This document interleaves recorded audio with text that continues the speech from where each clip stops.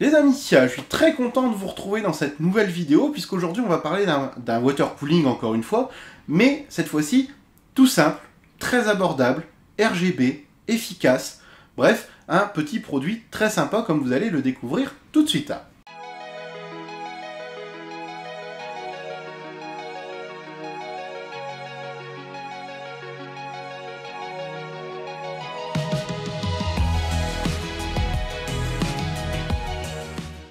Alors, Cooler Master, vous le savez, on présente régulièrement des produits à eux. Ils sont spécialisés pour nous faire des produits qui sont abordables, bien finis, généralement aussi très beaux, il faut le dire comme c'est. Là, il va s'agir de la deuxième version d'un des produits que vous avez déjà vu sur ma chaîne en vidéo et vous avez été même très nombreux à le commenter, et pas qu'en bien. Je fais tout de suite une petite parenthèse sur ça. Vous avez été nombreux, que ce soit en message privé, en commentaire, ou sur les réseaux sociaux, à dire que l'ancien modèle en fait de ML120 avait des fuites. Alors, moi personnellement, c'est vrai que je les défendais, pas parce qu'il m'envoie des produits ou autre, mais tout simplement parce que je n'avais jamais eu de problème avec le mien, il fonctionnait très bien, il refroidissait, il fonctionnait, il n'y avait pas de fuite, le RGB fonctionnait, tout était nickel. On en a discuté un peu directement avec Cooler Master, qui en effet m'a dit on fait une deuxième version, justement parce qu'on a eu beaucoup de retours utilisateurs où il y avait des fuites, où ça avait malheureusement coulé dans le PC et parfois abîmé la carte mère ou la carte graphique. Et je tiens à vous rappeler d'ailleurs que pour ça, il y a des SAV qui existent. Ce n'est pas moi le SAV, vous me contactez souvent pour ça, ce n'est pas moi, contactez Cooler Master. Parce qu'ils m'ont expliqué un petit peu comment ça se passait dans ce genre de situation pour que je puisse vous l'expliquer. Vous aviez l'ancien modèle, il a fui. Pas de bol, ça a coulé, ça vous a tué le PC. Pas de bol aussi. Et ben Cooler Master prenait tout en charge. Ils m'ont donné l'exemple de personnes pour qui ça avait tué la carte mère et la carte graphique. Ils ont remplacé le water cooling, la carte mère, la carte graphique, parfois même pour des modèles au-dessus. Donc vous voyez, il ne faut pas avoir peur de contacter les SAV. Je suis d'accord, c'est désagréable, vous râlez sur la marque, il y a des fuites, ça, c'est normal. Moi je serais à votre place, ça me serait arrivé, j'aurais été le premier à dire « Ah, c'est quoi ce délire, pourquoi ça fuit ?» Mais il y a des solutions à tous les problèmes qui peuvent arriver en informatique, et ça, il faut aller voir les marques à qui vous faites confiance. Voilà. Parenthèse terminée, donc comme je disais, ils ont réglé le problème. Ça y est, ils ont sorti la V2 du ML120, de leur fameux water cooling entrée de gamme, entre guillemets, puisque ça va être un prix ultra abordable, on est autour des 60 € pour un modèle en 120 mm, ce qui est le prix d'un air cooling mid-gamme. Et là, vous avez directement du water cooling RGB en plus, donc ça c'est top. Mais qu'est-ce qui a changé dedans? Alors, la méthode pour l'installer n'a absolument pas changé, c'est toujours la même que celle que je vous avais montrée déjà. Ce qui a changé, c'est que vous allez avoir des nouveaux tuyaux renforcés et gainés. Très bien, plus de fuite à ce niveau-là.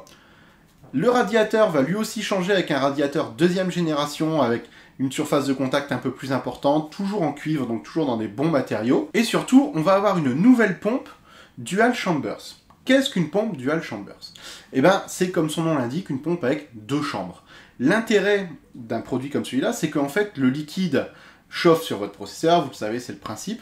L'intérêt de la Dual Chamber, c'est que le liquide chaud n'entre pas en contact avec le liquide froid. C'est un parcours continu où le liquide chaud ne croise jamais le liquide froid. Ce qui fait qu'on a des performances en fait beaucoup plus importantes. Si vous vous souvenez de l'ancienne vidéo, les performances étaient déjà tout à fait correctes. Franchement, on était sur un produit qui était vraiment performant pour son prix. Ça, c'est important de le préciser. Là, on aura des performances un petit peu au-dessus grâce à ce système et aux améliorations qu'ils ont apportées, en plus d'avoir un produit beaucoup plus résistant. Là où, pour moi, c'est toujours à la fois un point fort et un point faible chez Cooler Master, c'est la gestion du RGB, puisque, encore une fois, on va se retrouver avec les petits câbles brochés à brancher sur les différents adaptateurs. Ça tient un peu mieux. L'avantage, c'est que c'est compatible aussi avec d'autres types de RGB.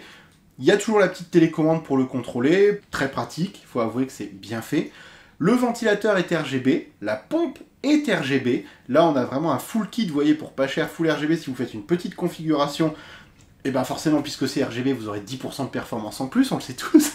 Alors ça, c'est pas vrai, mais vous aurez 10% de couleur dans les yeux en plus, ça, c'est sûr aussi. Mais tout ça pour vous dire que ils ont appris de leur erreur, ils ont corrigé le produit, ils ont sorti une nouvelle version du produit qui est à la fois plus performante et beaucoup plus sympa au niveau des couleurs. Il n'y a pas besoin de logiciel pour le gérer, vous pouvez tout faire à la main. Donc pas de logiciel en plus qui vous consomme des ressources, même si c'est léger, c'est toujours ça de gagner.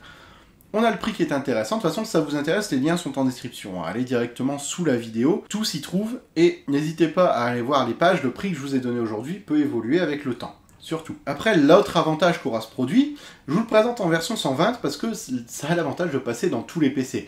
En fonction du boîtier que vous utilisez, vous pouvez le mettre derrière, au-dessus, devant, parfois c'est un petit peu compliqué si c'est trop éloigné parce que les tuyaux sont quand même courts, mais à l'arrière et au-dessus, ça ne pose jamais de problème. Ce qui fait que même si vous avez un boîtier comme les petits boîtiers Cooler Master, vous savez, qui prennent le mini ATX, tout ça, ça passera dedans. Vous ne serez pas embêté, vous ne serez pas contraint. Le radiateur est pas très épais, donc même sur le dessus, c'est pas trop gênant pour les barrettes de RAM, au cas où on est toujours dans l'idée d'un boîtier compact. Ça s'adapte à tout, et c'est beau. Voilà. C'est un produit que je ne saurais que trop vous conseiller si vous faites une config, que vous voulez pas forcément commencer à mettre des fortunes dedans. Ça vous permet d'accéder au water cooling sans casser la tirelire, et ça c'est très bien. Ouais les amis, en tout cas, comme je vous ai dit, si ça vous intéresse, ça se passe en dessous. Moi je compte sur vous, mais alors vraiment je compte sur vous. Là il faut faire attention pour déjà vous abonner si vous ne l'êtes pas encore, hein. Il faut être abonné à la chaîne, sinon c'est pas bien.